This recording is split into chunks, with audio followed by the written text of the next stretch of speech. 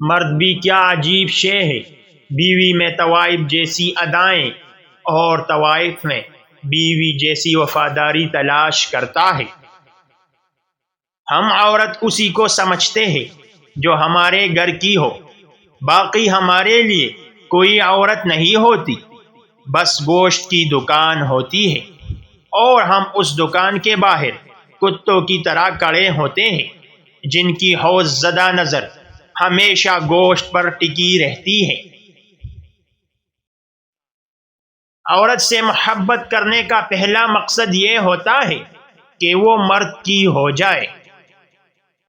میں اس معاشرے میں رہتا ہوں جہاں عموماً بڑے گھروں میں چھوٹے لوگ اور چھوٹے گھروں میں بڑے لوگ رہتے ہیں۔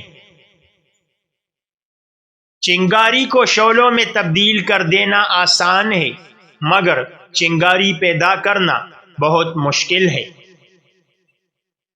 جس طرح بعض بچے وقت سے پہلے پیدا ہوتے ہیں اور کمزور رہتے ہیں، اسی طرح وہ محبت بھی کمزور رہتی ہے جو وقت سے پہلے جنم لے۔ میں نے ایسی فضا میں پرورش پائی ہے جہاں اپنی خواہشات کو دبانا بہت بڑا ثواب خیال کیا جاتا ہے۔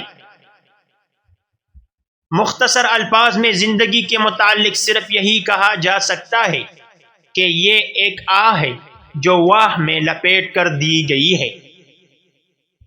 تم نے کبھی محبت کی ہو تو جانو، محبت اداسی کا دوسرا نام ہے۔ ہر وقت آدمی کویا کویا سا رہتا ہے، اس لیے کہ اس کے دل و دماغ میں صرف خیال یار ہوتا ہے۔